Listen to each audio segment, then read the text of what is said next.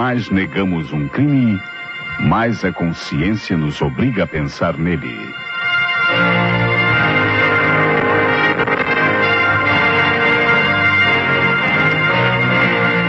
A Rádio Nacional do Rio de Janeiro passa a apresentar...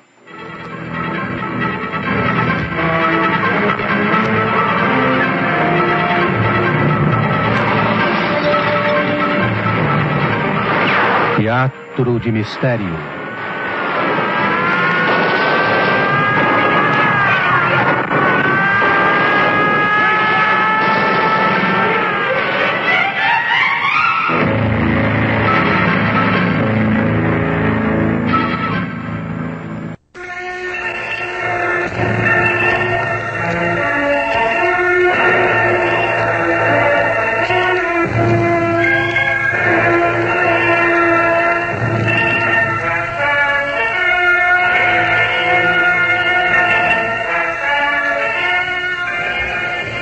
Bom dia, Olga.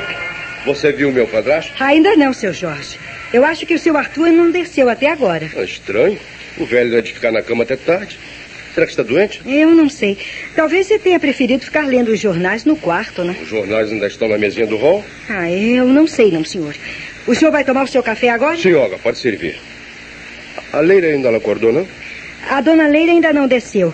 Mas eu levei o café lá em cima para ela. Ela já estava acordada? A dona Leila pediu para eu acordar às 7 horas. Parece que ela vai sair. Sair no domingo, logo cedo? A coisa vai de mal a pior. Eu não sei do que o senhor está falando. Com licença, eu vou buscar o seu café. Tá bom. Terá se metido velho. Eu preciso sacar uma nota com ele. Bom dia, Jorge. Bom dia. Deu formiga na cama hoje? Tia Maura, a gente para sobreviver tem que se sujeitar a tudo, né? Dinheiro? Pois é, mas o velho ainda não desceu. Como não desceu? Eu ouvi perfeitamente quando o Arthur abriu a porta do quarto e saiu. Tem certeza, tia Maura? Bem, você sabe que eu tenho um sono leve, né? Toda vez que seu padrasto acorda e deixa o quarto, eu desperto. O Arthur não tem a mínima consideração pelo descanso das outras pessoas. Logo que acorda, começa a andar pela casa como se não existisse mais ninguém além dele. Estranho, né? Onde terá ido o velho? Certamente até o jardim. Deve estar mexendo nas plantas ou então deve estar lá no viveiro com os passarinhos. Você conhece muito bem as manias do seu padrasto. Prontinho, seu Jorge. Aqui está o seu café. Obrigado. Bom dia, dona Maura. Bom dia, Olga.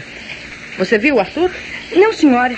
Agora mesmo o seu Jorge perguntou por ele e eu respondi a mesma coisa. Olga, você quer fazer o favor de ir até o jardim, depois ao viveiro dos passarinhos, verificar se o velho está por lá? Sim, senhor. Mas se ele saiu sem eu ver... Em todo caso, eu vou até. E é muito dinheiro que você precisa, Jorge? Mais ou menos. Eu também quero usar um dos carros. Bom, algum dinheiro eu posso arranjar para você. Já o carro, só mesmo falando com o Arthur. Tá bom. Que isso? Que isso? Depressa, pelo amor de Deus! Depressa, aqui depressa! Venha aqui depressa! O que aconteceu? O que tem você, criatura? Você é mais branca do que folha de papel? O seu Arthur, o patrão, ele está morto! Morto? Não é possível! É possível, sim, eu vi! Ele está caído lá atrás da garagem, o rosto cheio de sangue. Uma coisa horrível, meu Deus! Uma coisa horrível!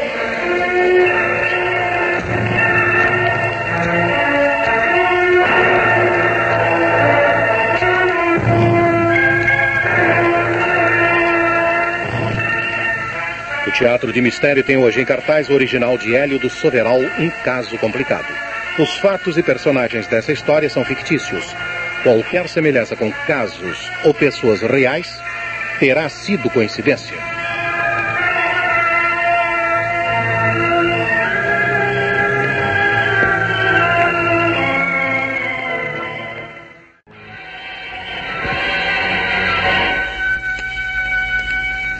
Infelizmente é verdade. Ele está morto. Morto? Mas como? Eu aconselho chamar a polícia. Tudo leva a crer que foi crime. Um crime? Não, mas quem teria interesse na morte de Arthur? Tá aí uma pergunta bastante difícil de responder. O velho tinha tantos inimigos que a gente precisa consultar a lista telefônica para enumerar todos eles. Bem, eu acho que não devemos perder tempo, não é mesmo, Dr. Fernandes? É verdade. E se me permitem, eu vou ligar para o Departamento de Polícia Judiciária e pedir ao inspetor Santos para se encarregar do caso. O inspetor conhecia o Dr. Arthur. Faça como quiser, Dr. Fernandes. Eu estou sem ação. Com licença, então. Eu vou usar o telefone. Onde está o Celso? Ele sabe como lidar com essas coisas. Infelizmente, o secretário do seu marido não dormiu em casa esta noite, Leila. Não, mas... eu não entendo. Pois eu talvez entenda. Principalmente agora que Arthur apareceu morto. Não comece com suas coisas, tia Maura. Eu não durmo com os olhos dos outros. Aquele homem não passa de um interesseiro, ambicioso. Eu não vou ficar nada espantada se ele estiver envolvido no crime. Não, Celso não seria capaz de... Você o defende com tamanha veemência, Leila. Nem parece que Celso é apenas o secretário particular do seu marido. Não amola, menino, não amola. Eu sou dona dos meus atos, tá bem? Prontinho. Já falei com o inspetor Santos. Ele já está vindo para cá. Pediu para ninguém tocar no corpo nem se afastar da casa. Pronto, lá se vão os meus planos por água abaixo. Que emolação. Por que o velho tinha que se deixar assassinar logo no domingo? Tanto dia na semana? Não fala assim, Jorge. Seu padrasto sempre foi muito seu amigo. Muito mesmo. Tão amigo que me mantinha aqui sob seus pés a poder de dinheiro. Bolas. Bem, eu creio que até a polícia chegar, podemos ir para nossos quartos, trocar de roupa e tudo mais, não é verdade? Sim, eu ficarei aqui e receberei o inspetor. Então, com licença. Eu preciso me arrumar um pouco. Eu também vou subir com você, tia Maura. Com licença, Dr. Fernandes. Tem toda. Vai ser uma mão de obra para a polícia descobrir o culpado. Você acha? Claro. Do jeito que o velho fazia inimigos, qualquer um poderia ter cometido o crime, doutor. O senhor conhecia muito bem o velho. Isso é verdade. Mas como se trata de um crime, eu acho que o círculo de pessoas a investigar fica um pouco restrito, não? Não sei, não. Entre os empregados da fábrica de tecidos, tem gente às pampas com vontade de dar cabo do velho. O senhor está lembrado daquele camarada do setor B? Como não podia despedir o homem, o velho preparou uma armadilha para ele. E isso com a conivência de alguns vendidos. O velho acusou o camarada de ter roubado o dinheiro da caixa da fábrica. E com provas forjadas, acabou botando o camarada na rua. Não fale assim, rapaz. Você não tem certeza de nada. Claro que tem. Eu ouvi toda a conversa do velho pelo telefone. Eu não sei com quem ele estava falando naquele dia, mas ouvi o que estava tramando. Tratava-se de encher a marmita do cara com nota de 500 cruzeiros retiradas do banco e cujas séries deveriam ser anotadas. Foi ou não foi o que aconteceu? O camarada foi apanhado com a marmita cheia de dinheiro. Dinheiro que havia sumido da caixa enquanto o gerente estava ausente.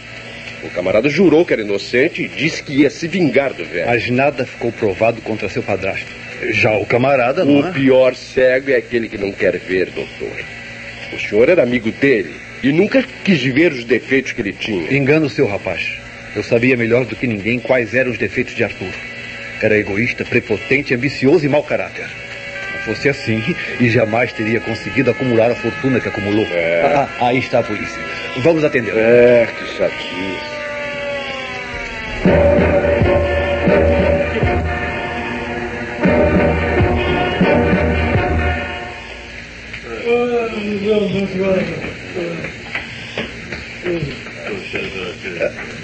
Muito bem, doutor. Enquanto o legista e os peritos examinam o corpo e o local, que tal nos contar em poucas palavras o que aconteceu? Essa é a minha assistente, a Suzy.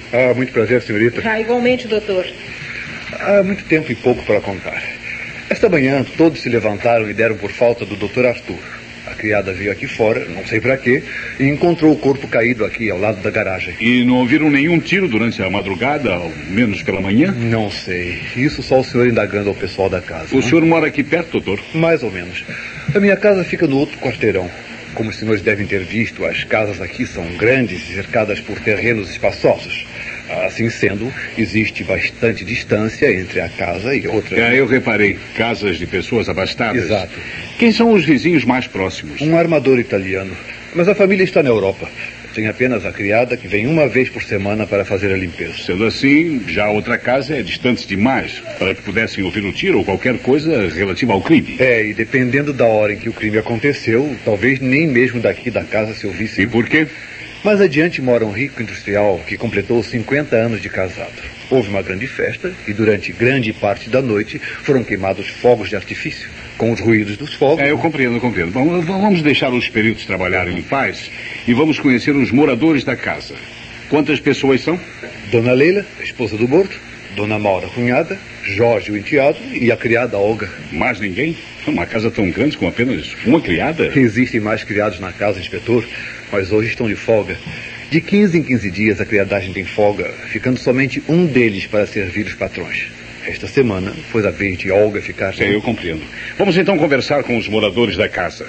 Em primeiro lugar, com a esposa da vítima.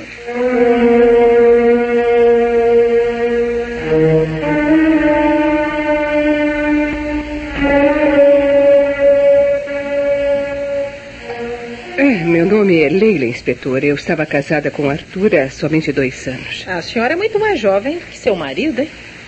Na verdade, Arthur estava com 59 anos, eu tenho 28. Sou sua segunda esposa, ou melhor, era... Eu compreendo. Conhecia seu marido muito tempo antes de se casarem? Bem, nós nos conhecemos numa festa na embaixada, alguns meses antes de Arthur me propor casamento. Foi tudo muito rápido e inesperado. Seu marido era muito rico, não? Sim, eu nem mesmo sei tudo quanto ele possui. Sei somente que tinha muito dinheiro, propriedades, fábricas, coisas assim. Perfeito.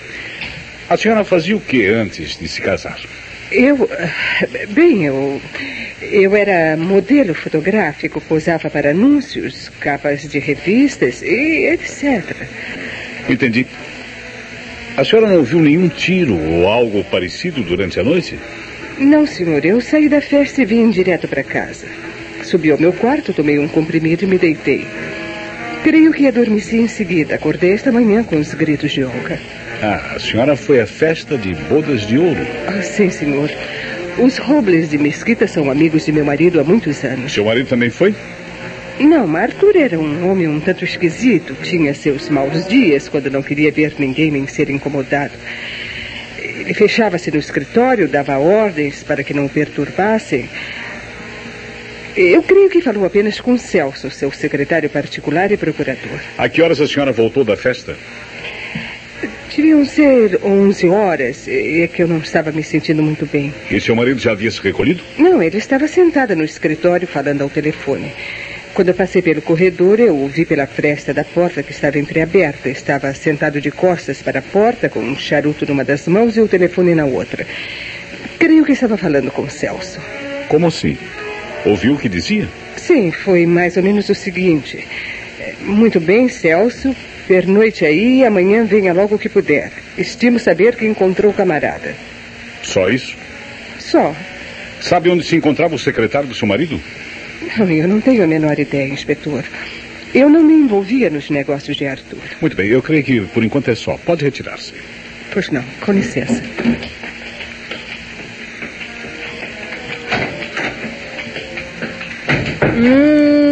Moça nova, casada com um cara bem mais velho.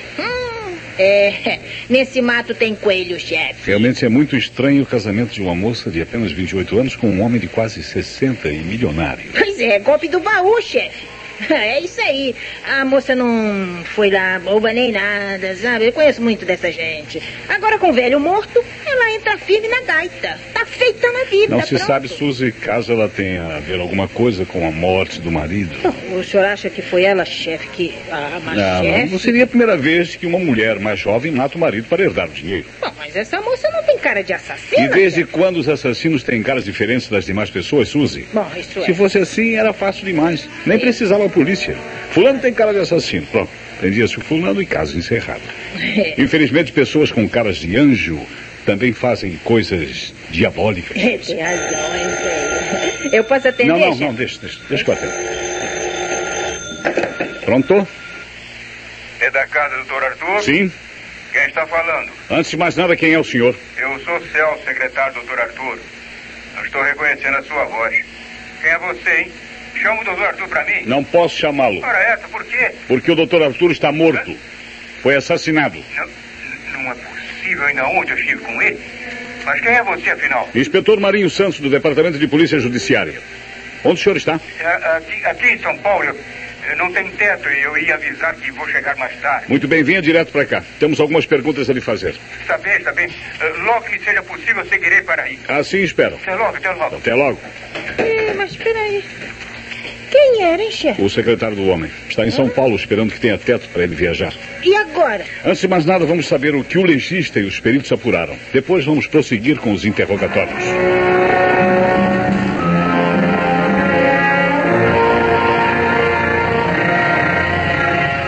E então, inspetor, a perícia descobriu alguma coisa? Ainda não foi possível precisar a hora da morte, porque o corpo ficou exposto ao sereno na madrugada e estava molhado de orvalho. No entanto, sabemos que apenas um tiro foi disparado. Um tiro que entrou pelo olho da vítima e saiu pela traseira da cabeça. A bala estava cravada na parede da garagem. A arma possivelmente um 38. É uma coisa estranha, porém, né? O quê? O homem estava completamente vestido, mas com uma gravata que não combinava com um traje a rigor. E ainda mais, estava de meias marrons com um sapato de verniz desamarrados. Esquisito. Dr. Arthur era um homem muito exigente em matéria de vestuário. E tem mais uma coisa, hein? O homem estava sem dentadura. Como? Sem dentadura? É. Mas é impossível. O Arthur, pelo que sei, somente retirava a dentadura quando se recolhia. E assim mesmo, logo que acordava, tratava de recolocá-la. Nem mesmo a esposa lhe permitia que o visse sem dentes. Eles dormiam no mesmo quarto? Não, senhor. Em quartos separados, embora com porta de comunicação. Onde iria naqueles trajes? Essa não, chefe, não dá, né? Sem dentadura, eu acho que homem não ia em lugar nenhum. Me diga uma coisa, doutor Fernandes. O morto era um homem ciumento? Em demasia. Desconfiava até de sua própria sombra. Dona Leila é uma jovem virtuosa, mas mesmo assim passou maus momentos por causa do ciúme do marido. Ele tinha ciúme da esposa com o enteado, com o secretário. Até de mim ele desconfiava, imagine o senhor. Bem, o senhor é um homem relativamente moço, doutor. Eu tenho 42 anos, sou muito feliz com a minha esposa. Eu admiro Dona Leila por seus dotes morais. Só isso. Quando Arthur anunciou o casamento com uma jovem bem mais moça do que ele, eu pensei que se tratava de uma aventureira que estava de olho na fortuna. Mas com o passar do tempo eu pude estudar bem o caráter da esposa do meu amigo. Dona Leila é uma jovem dedicada, carinhosa e destituída de ambição e caprichos. Levava uma vida simples que nem de longe se parecia com a vida da esposa de um milionário. Saía sempre com o marido e só se apresentava desacompanhada nos lugares quando ia a pedido de Arthur para representá-lo. Tal como aconteceu na noite passada, na festa dos vizinhos. Leila não queria ir, mas o Arthur insistiu. Pediu-me para acompanhá-la. Fomos eu, ela e minha esposa. Por volta das 11 horas, creio eu, Dona Leila, alegando indisposição, apresentou suas despedidas e veio para casa. Muito bem. Por favor, quer me passar esse caderninho? Obrigado. Mais alguma coisa? Não. Pode se retirar. Eu vou interrogar os outros. Vamos ver.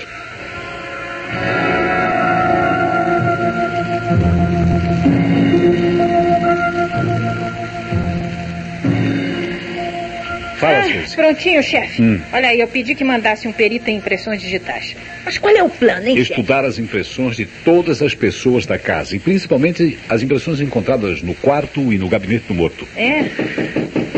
Pode entrar. Queria falar comigo, inspetor? Sim, dona Maura. Faça o favor. Entre e sente-se, por favor. Obrigada. Bem, estou às suas ordens. A senhora, pelo que sei, é cunhada do morto.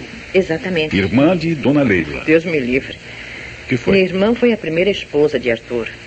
O Jorge é meu sobrinho. Sim, compreendo. A senhora continuou nessa casa depois da morte de sua irmã, não? Minha irmã, quando morreu, deixou o filho pequenininho. E eu fiquei para criar o meu sobrinho. Perfeito. Faz muito tempo que sua irmã faleceu? Quando Marisa morreu, Jorge tinha somente 3 anos. Ele completou 25 na semana passada. Portanto, há 22 anos que sua irmã faleceu. E desde então seu cunhado nunca pensou em casamento. Não teve alguém de quem gostasse até vir a se casar com Dona Leila? Bem, houve uma época em que eu acreditei que Arthur estivesse inclinado por mim. Ele chegou mesmo a me dar a entender que era assim. Ele lhe propôs casamento? Bem, não. Eu esperava que assim fosse, mas tal coisa não aconteceu. E foi com muito espanto que, depois de tantos anos, ele anunciou que ia se casar. Compreendo. Daí sua má vontade para com Dona Leila. Minha má vontade não é especificamente com Leila, inspetor. Eu tenho uma vontade com qualquer mulher jovem e bonita que use a sua beleza e juventude para fazer um casamento milionário e sem amor. Quem lhe garante que Dona Leila não amasse o marido? Ah, mas ninguém precisa garantir. Eu sei. Ela se casou com ele por dinheiro. Só podia ser, inspetor. E o idiota me relegou a um segundo plano depois de tudo o que fiz pelo filho de minha irmã. Exatamente, filho de sua irmã. Sei que Jorge não era filho do Dr. Arthur. Ah, mas era como se fosse. O Jorge tem até mesmo o nome de Arthur. Olha, a minha irmã... Bom, a minha irmã teve a infelicidade de... Bem, ela foi enganada miseravelmente. Ela era noiva de Arthur e o outro... Ora, essas histórias que acontecem na vida, inspetor. O Arthur gostava muito dela e não só a perdoou, como também lhe deu toda a assistência. Não só ela, mas também a criança. Por onde se vê que seu cunhado não era tão má pessoa. Não, mas o casamento era também de interesse dele. Arthur tinha só 20 anos na ocasião e só ia entrar na posse da fortuna deixada pelo pai ao completar 21 anos, ou então se casar. Por isso ele se casou com Marisa. E desde então, tanto sua irmã como a senhora e seu sobrinho desfrutaram de uma vida de luxo e conforto. Ora, inspetor, era o mínimo que Arthur podia fazer. A senhora odeia Dona Leila, não é mesmo? Não nego. Ela é uma intrusa. E passou também a odiar seu cunhado desde que ele se casou com Dona Leila. Arthur era um idiota, inspetor. Onde já se viu se deixar enganar tão facilmente? Não, seu cunhado não era um idiota, Dona Maura. Muito pelo contrário. Era um homem de negócios, muito sagaz e capaz de preparar intrincadas armadilhas para conseguir seus intentos. O Arthur sempre usou as pessoas a seu bel prazer. Usou a todos nós, o canalha. Quando a senhora viu seus planos frustrados, passou a odiá-lo. Tanto que, não se conformando em vê-lo casado com outra, preferiu cometer o crime. Não foi assim, Dona Maura? Não foi a senhora quem deu aquele tiro em seu cunhado?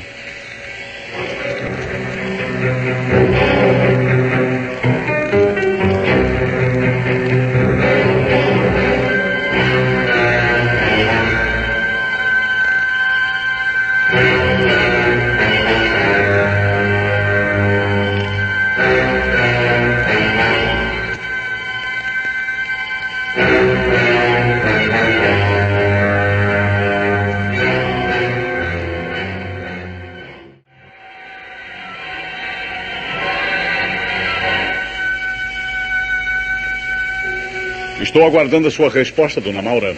Não, inspetor, não. Eu não matei meu cunhado. Seria muito bom para o senhor, não?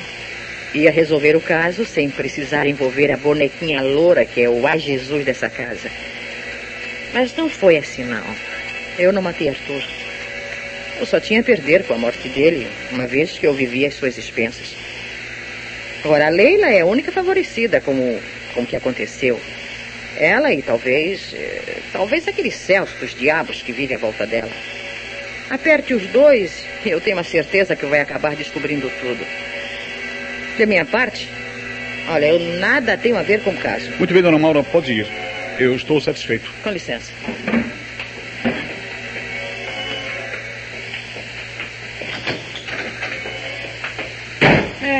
Mulherzinha danada, hein, chefe? É, Suzy, este é um caso complicado. Tem uma coisa que não me sai da mente. Epa, e o que é, chefe? O traje com que o morto estava vestido. Hein? Bom, mas isso a gente vê depois.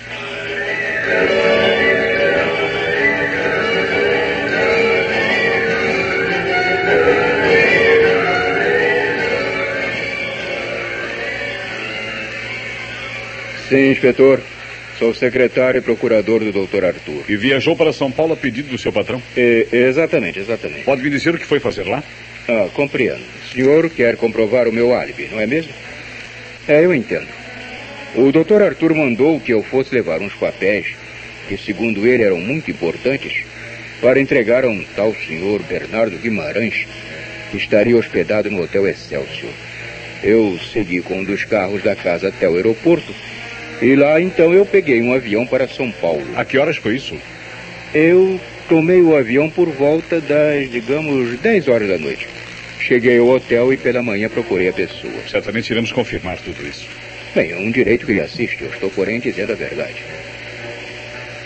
Sabe que espécie de papéis eram os que foi levar para o senhor Bernardo em São Paulo? Eu ignoro. Eu recebi um envelope pardo devidamente lacrado. Coloquei na pasta e segui para executar o que me for ordenado. O Dr. Arthur tinha dessas esquisitices. E eu já estava acostumado. Por acaso o senhor tem uma arma? Ah, sim, um revólver calibre 38. Olha, está lá em cima no quarto que uso quando durmo aqui no palacete. Muito bem. Vamos revistar seu quarto. Isso se o senhor nos der permissão. Oh, tem tudo. Eu estou inocente. Eu posso provar que estava em São Paulo quando tudo aconteceu, portanto... Portanto, o senhor é a única pessoa que tem verdadeiramente um bom álibi. Muito obrigado. A minha assistência e eu vamos até o andar superior examinar não só o seu quarto, como também todos os demais.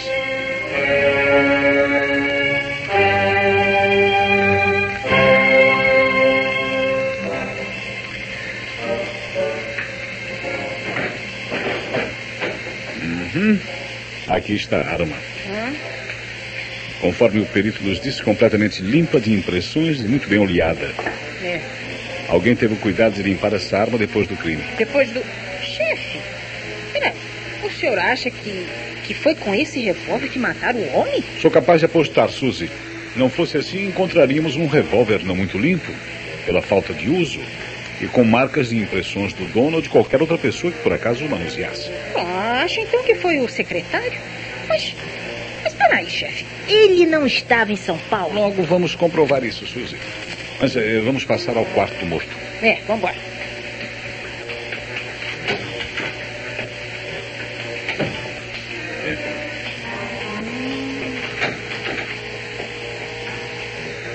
Tudo como estava hoje pela manhã. A cama desarrumada, o que significa que o Sr. Arthur chegou a se deitar. Ali a tigela de louça com a dentadura dentro. A dentadura. Não pegue, Suzy. Não, sim, senhor. Ixi. Foi devidamente examinado pelo perito. Tem aqui o envelope com os resultados.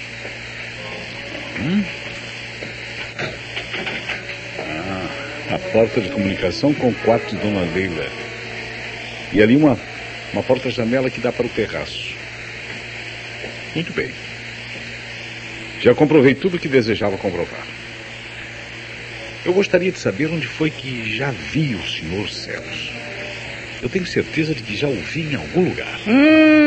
Chefe, eu não sei não. Quando o senhor começa assim, quer dizer que o camarada tá frito.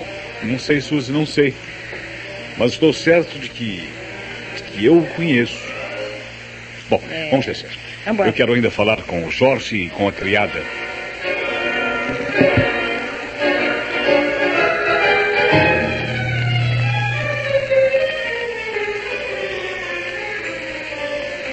Eu não sei de nada, inspetor. Eu cheguei em casa quase de manhã. Vim de táxi porque estava sem carro. Subi pro meu quarto, tomei um banho, troquei de roupa e pouco depois desci para falar com o velho. Eu queria pegá-lo logo cedo para ele pedir dinheiro. Por que você não usou um dos carros da casa? Tem 3, não é?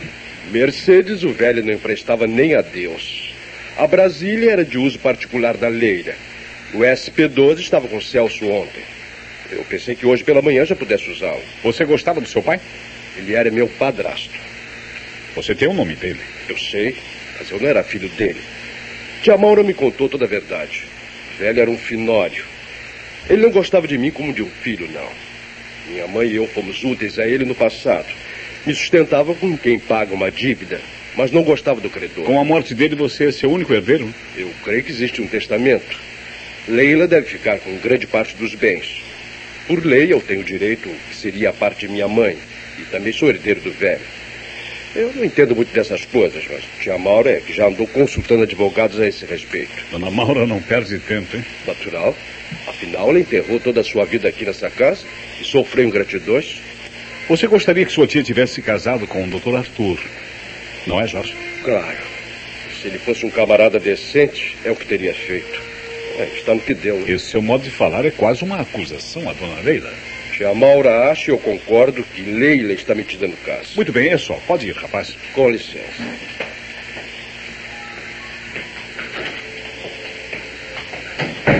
Ei, chefe, o rapazinho é cheio de si. E pelo jeito a tia andou enchendo a cabeça deles. Trabalho de muitos anos que não podia deixar de surtir efeito. Pois é, e agora, hein? Agora quero fazer uma pergunta indiscreta à Dona Leila. Depois talvez eu esteja apto a esclarecer o caso. Isso.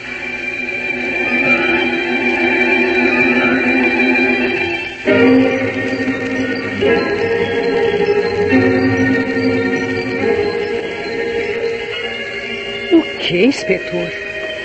O senhor está insinuando que entre Celso Não, e eu não estou insinuando nada. Somente te fiz uma pergunta. Houve alguma coisa no passado entre a senhora e o senhor Celso? Não, eu mal o conhecia. O irmão dele é que foi meu namorado. O irmão? E como se chama ele? Célio Sintra. Célio Sintra. Então é isso, eu sabia. Eu sabia que conhecia o senhor Celso de algum lugar. Agora já sei de onde é. Mas o que está vendo? O senhor mudou de atitude tão de repente. Com licença, dona Leila. Suzy, venha comigo. Não, fica sentada aí, menina. Temos de fazer algumas verificações. Alguns contatos. Mas creio que já matei a charada. Vamos embora. Vamos.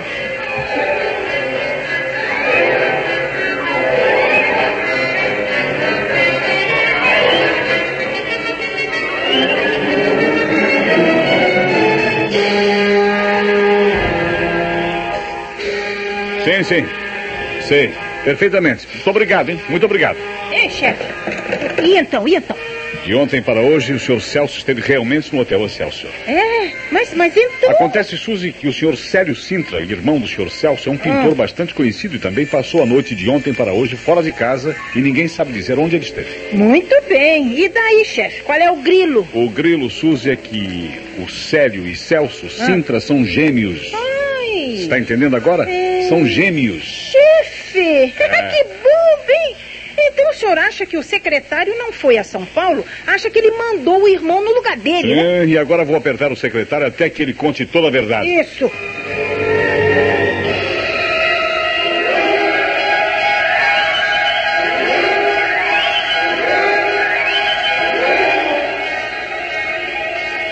É verdade. O senhor descobriu tudo.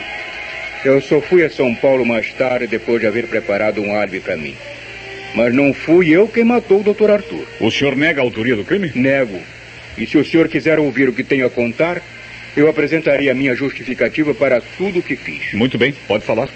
Bem, há algum tempo eu desconfiava que o Dr. Arthur nutria um grande ódio por mim. Creio que ele tinha ciúme por causa de Leila. No entanto, nunca passamos de bons amigos. Ela foi namorada do meu irmão, mas como o Célio tem um gênio boêmio e irrequieto, o namoro não deu em nada. Mas ficamos todos bons amigos. Eu é que apresentei Leila ao Dr. Arthur naquela festa, e talvez por isso ele, ciumento como era, pensasse que tudo tinha sido planejado. Mas não foi, não. Eu admiro Leila, mas nunca houve nada entre nós. No entanto, eu descobri que o Dr. Arthur estava preparando uma armadilha para me apanhar. Ele pretendia me acusar de roubo e de assassinato. Como assim? Explique-se melhor. A minha viagem a São Paulo, levando um envelope grande lacrado para entregar a alguém, fazia parte da trama. Eu fiquei sabendo que Bernardo Guimarães era empregado de uma das fábricas do Dr. Arthur e há muito tempo vinha fazendo servicinhos particulares para ele. Eu soube que ele estava hospedado naquele hotel a pedido do Dr. Arthur. O patrão colocou no envelope não só dinheiro, mas também, deixa eu dizer bem o que era uma grande quantia, mas também várias ações ao portador, o que somava uma vultosa importância. Adiante. Além disso, sem que eu notasse, ele colocou um cofre com joias da família na parte traseira do carro que eu deveria usar. Ele planejava arruinar minha vida para sempre. E como foi que o senhor descobriu a trama? Quando eu já estava no carro ontem à noite e olhei pelo espelho retrovisor, eu surpreendi uma expressão terrível no rosto do Dr. Arthur. Uma expressão igual àquela que ele fizera quando conseguiu implicar um empregado da fábrica num roubo. Era expressão de ódio e vitória ao mesmo tempo. Eu fiquei surpreso, né? Por que aquela expressão com relação à minha pessoa? Foi então que me veio à mente certas palavras que ele dissera. Se algum dia eu descobrir que Leila me engana, vou destruir para sempre a vida do canalha que se atrever a me trair. Essas palavras martelaram meu cérebro e eu revi as expressões que ele fazia sempre que Leila se dirigia a mim. Eu tive certeza de que havia algum plano para me destruir. Então eu avancei um quarteirão com o carro e abri o envelope. Vi o dinheiro e as apólices. Tive então a ideia de revistar o carro. Foi quando encontrei as joias e o cofre. Minha suspeita estava confirmada. Fiquei desesperado e com raiva ao mesmo tempo. Dei marcha ré e voltei ao palacete. Quando ia chegando na garagem, eu vi o corpo do Dr. Arthur caído na grama. Compreendi que ele tinha sido bem mais diabólico do que eu havia pensado. Queria me destruir mesmo à custa de sua vida. Tinha se matado com um tiro dado pela minha arma. No momento, eu compreendo, eu fiquei paralisado, mas logo meu cérebro começou a trabalhar. Com o barulho dos fogos, ninguém ouviu o tiro, nem mesmo eu, que estava não muito afastado. Então eu tracei um plano. Tirei a roupa do morto, roupa de andar em casa, e a levei comigo. Subi ao quarto dele e me deitei na cama para indicar que ele estivera ali deitado. E coloquei a dentadura na tigela de louça. Depois, então, eu saí, passando pela porta-janela que do quarto de Leila leva ao terraço, e desci levando comigo a roupa que se encontrava sobre uma cadeira do quarto. Era um traje de noite. Vesti o cadáver e ia me retirar quando eu ouvi, então, vozes no portão. Para não ser visto, eu corri para o interior da casa e entrei no escritório do Dr. Arthur. Apanhei o telefone e falei imitando a voz do meu patrão como se ele estivesse falando comigo. Eu sabia que Leila não ia entrar no gabinete, né? Pois o Dr. Arthur nunca tinha permitido antes. E assim ela estaria apta a comprovar o meu álibi. Depois eu peguei o carro e fui a São Paulo ao encontro de meu irmão, a quem eu já havia telefonado pedindo que seguisse para lá usando meu nome. O senhor precisa saber que nós dois sempre fomos muito unidos. E quando eu disse ao Célio que era um caso de vida ou morte e que eu só poderia explicar em São Paulo, ele prontamente acedeu em me ajudar. Foi para o Hotel Excelsior, onde procurou o tal homem, e como ele se parece comigo, o tal homem não percebeu a troca. De carro, então, eu cheguei a São Paulo e da rua liguei para o meu irmão. Célio foi ao meu encontro e trocamos de lugar. Ele trouxe o carro para o Rio e deixou no estacionamento. E eu regressei ao hotel para pagar a conta e partir de avião. Mas de lá eu tive o cuidado de telefonar para esta casa e o senhor atendeu. Muito bem. Uma coisa, porém, eu quero saber. E o tal Bernardo, com quem você deveria se encontrar em São Paulo? Ele ficou apavorado quando soube da morte do Dr. Arthur. Ficou branco como cera e começou a tremer. Foi então que eu o apertei e ele confessou que fazia parte da trama. Ele deveria ir à polícia e dizer que não havia recebido nada daquilo que eu levava comigo. Mostraria um envelope cheio de jornais velhos. O dinheiro ficaria com ele como pagamento por seus bons serviços, né?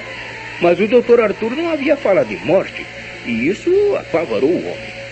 O senhor pode ir e procurá-lo. Eu creio que ele está disposto a confessar até a trama na qual um ex-empregado da fábrica do Dr. Arthur foi envolvido.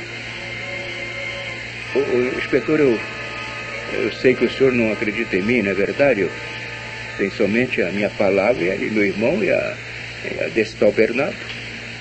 Embora pareça incrível, eu acredito no senhor. Acredita mesmo? Sim. O senhor limpou a arma e a levou para o seu quarto, não foi? Sim, eu fiz isso, né?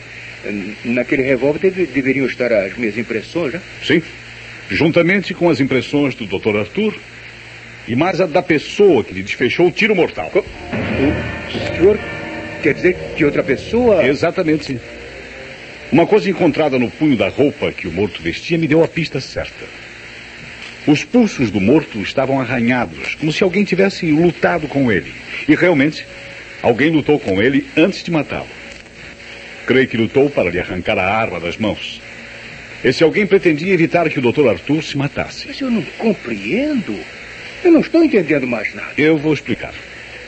Aliás, vou dar as explicações quando todos estiverem reunidos na biblioteca. Vamos chamar os outros e também o Dr. Fernandes.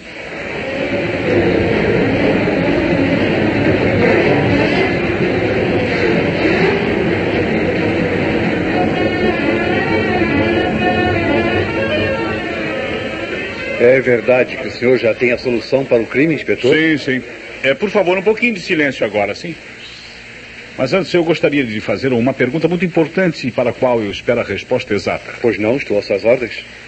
Eu sei que o senhor tem sido durante muitos anos um médico da família. O Dr. Arthur era conservador nesse sentido. O senhor estava tratando dele ultimamente? Bem, sim, eu estava.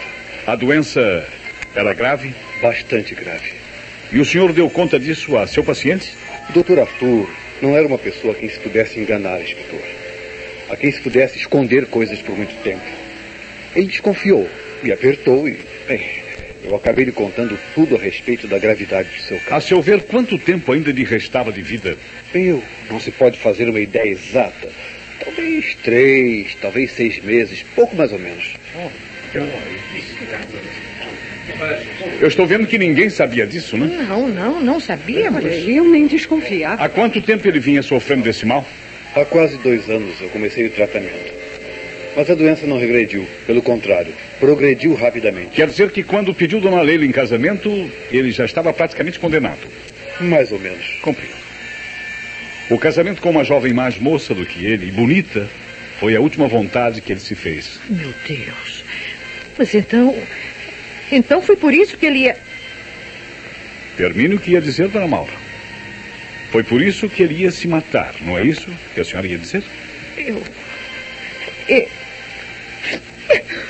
Ele sabia que estava à morte, mas queria juntar uma coisa a outra. Não admitia se ver preso a um leito e sofrendo de um terrível mal incurável. Seu egoísmo não permitia que deixasse viver alguém que ele achava ser seu rival. Ele era um homem ciumento. Desconfiava de tudo e de todos. Cismou que o Sr. Celso e Dona Leila mantinham um romance proibido. Oh, meu Deus, mas isso é um absurdo. Eu sei, mas seu marido era ciumento e tratou de destruir a vida e a carreira do seu suposto rival. Por isso resolveu antecipar a sua própria morte e preparou uma terrível armadilha. Mas isso é simplesmente monstruoso. Armadilha que felizmente foi desmontada pela sagacidade do Sr. Celso. Se ele estava tão doente, foi bom, sabe? Foi melhor assim. O Arthur ia sofrer duplamente ao se ver confinado a um leito. A coisa que ele mais odiava nesse mundo era despertar piedade. Foi bom, sim, foi muito bom. Eu estava tão mortificada, tão desesperada. Esse pedaço de unha é seu, não é, Dona Maura? Que... Oh. Vejo que é. Uma das unhas de sua mão direita foi lixada junto ao sabu, ao passo que as outras são longas. A senhora quebrou a unha quando lutava para impedir que o Dr. Arthur se matasse. Sim, foi verdade. Eu vi Arthur com um revólver na mão. Eu corri para ele. Nós lutamos. A arma disparou e ele caiu. Foi horrível, horrível, meu Deus. Eu não tinha intenção. Eu não queria matá-lo. Apesar de todos os pesares, a senhora era a pessoa que sempre amou o Dr. Arthur. Muito bem, meus amigos. O caso está resolvido. Mas confesso que foi um caso bastante complicado.